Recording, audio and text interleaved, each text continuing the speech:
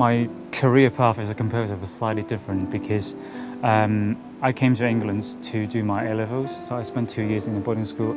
And for my first degree, I studied electrical engineering. And then I ended up working in IT for about 13 years while I was developing as a composer.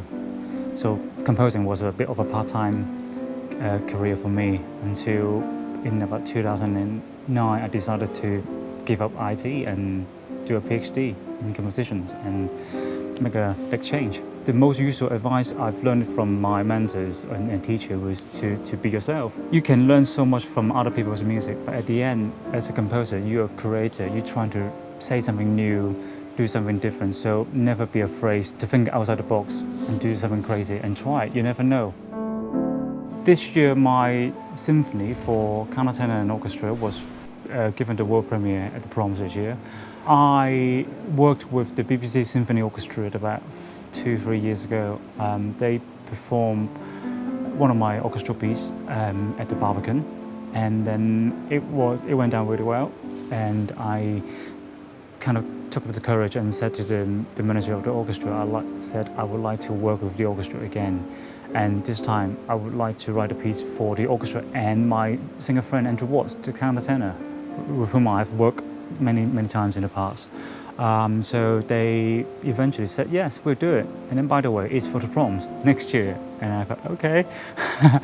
It was quite surreal, I think. It's just because when we did the rehearsal, it happened in Maida Vale, BBC studio. But on the day when we came to dress rehearsal, the moment I walked in and I looked at the stage, I said, my God, they're setting up to play my piece. It was quite interesting. And then during the rehearsal, I was sitting right in the middle of the arena just to get a better sense of acoustic. It was different. I think the most surreal moment was that when I have to go on stage and take the bow. I mean, the audience seemed to go quite crazy. So I came down, and then the moment I got on stage, the clapping seems to disappear, because I think it's something to do with the acoustic. So you see all the people clapping their hands in front of you in the dark, but you can't really hear a lot. So that was just the most interesting experience for me.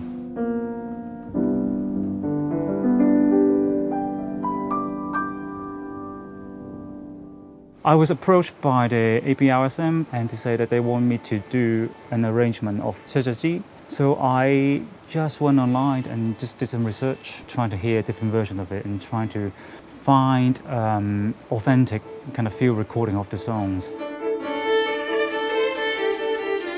The traditional songs came from the northwest part of China, and it's just about the four seasons, really. It's like a love song.